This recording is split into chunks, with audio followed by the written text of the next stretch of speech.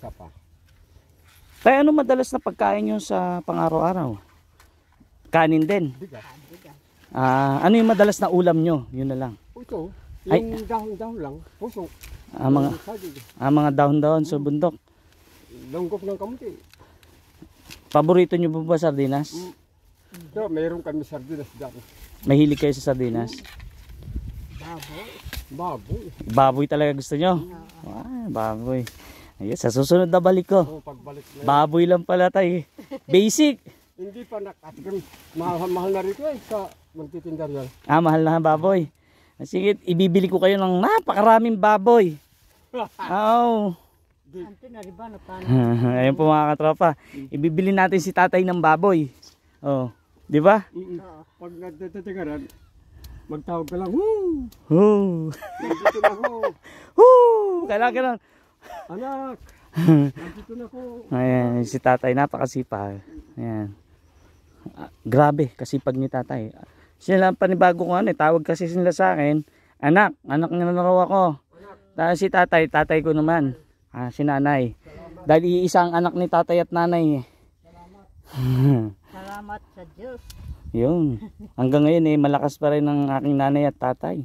Di ba ang lalakas pa rin nila? Di ba? Kasi nga dala po ng klima at ng mga natural na pagkain nila. O di ba? Nakakatuwa lang na na nakita natin si nanay at si tatay. Ngayon umuhukay pa si tatay.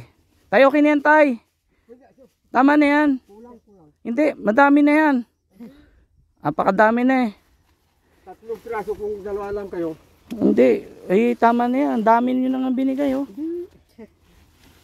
Pakasipag ni tatay. Ang tawag Tagaytay. Ano po? Tagaytay. Tagaytay na gabi? Gabing Tagaytay? Tagaytay na lugar? Tagaytay na gabi. Hindi yung lugar na Tagaytay. Malaman. Malaman.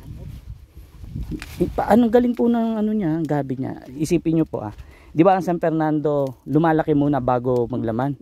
Ito hindi po. Ganyan lang siya kalalaki. Pero may mga laman na siya. Yung pansigang sa baboy. Pansigang. Ang galing. Gabing Tagaytay daw ang pangalan. Okay na yan tay. Ayan, ang dami na pa. Ang dami na tay. Tama na. Sobra-sobra naman yan. Tara. Yun, pangalawang bis yan. Ang dami binigay ni tatay sa atin Ano kaya ang dapat natin ibigay kay tatay? Gusto raw nila baboy. Yan, okay na yan tay. Ako na. Ayun po, salamat kay tatay at kay nanay at nabigyan tayo ng Gabing Tagaytay at makakatikip tayo. Ito po yung kanilang lugar at napakaganda. Maraming salamat po sa patuloy na suporta nyo sa Soto TV 10 at syempre sa buong team ko.